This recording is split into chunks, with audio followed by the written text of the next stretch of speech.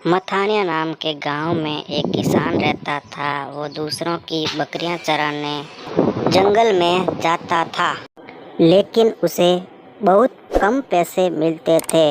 इसे देखकर उसकी पत्नी बोली कि जनाब, ये इतने पैसों से हमारा घर गुजारा कैसे चलेगा?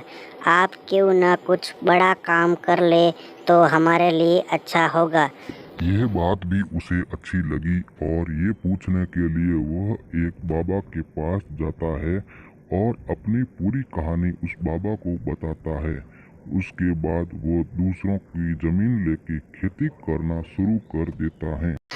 जो खेती से फसल प्राप्त होती उसे वह बाजार में बेचकर आ जाता और जो बाजार से उसे पैसे आमदनी मिलती वह उससे उसका घर का गुजारा चलता था।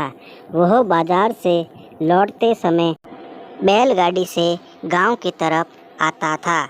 गांव आने के बाद वह अपने फैमिली के साथ पूरी बात बताता है और वह सोचता है कि क्यों ना हम इस फसल को आगे बढ़ाएं और उस फसल पर हम अनाज की बजाय वेजिटेबल सब्जियों की फसल स्टार्ट कर दें तो हमें काफ़ी ज़्यादा मुनाफा होगा।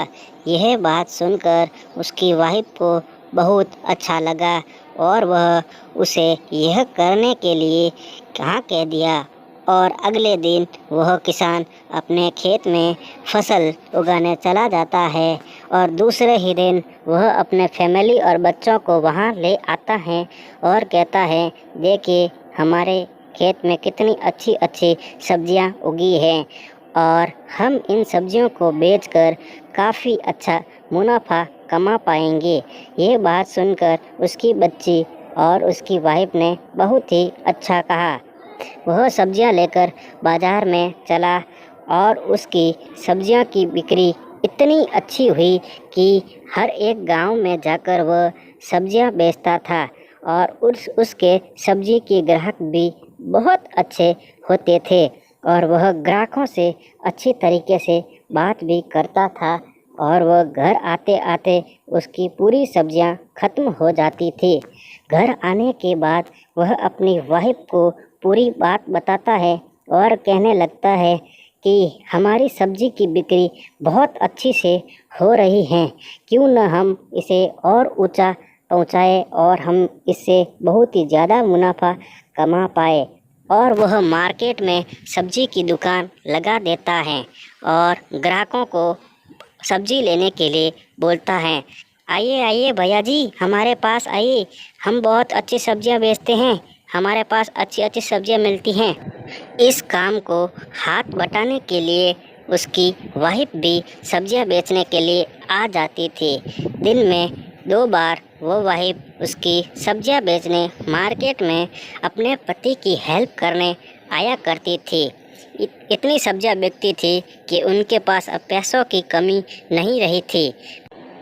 किसान खेत में मेहनत करते सब्जी लाता था और उसकी पत्नी बाजार में ग्राहकों को बुला बुलाकर सब्जियां और फ्रूट दोनों बेचते थे। अब उनकी बच्ची को भी वो स्कूल में डाल दिए और वो अच्छी तरीके से पढ़ाई करने लग गई। अब उनका लालन पालन एकदम आराम से चल रहा था। एक दिन खाने के समय जब फैमिली के लोग खाने खा रहे थे, उस समय उसकी पत्नी आती है और कहती है, सुनिए जी, अब हमारे पास बहुत पैसे हो गए हैं, क्यों ना हम सब्जी की जगह कुछ दूसरा काम शुरू कर देते हैं।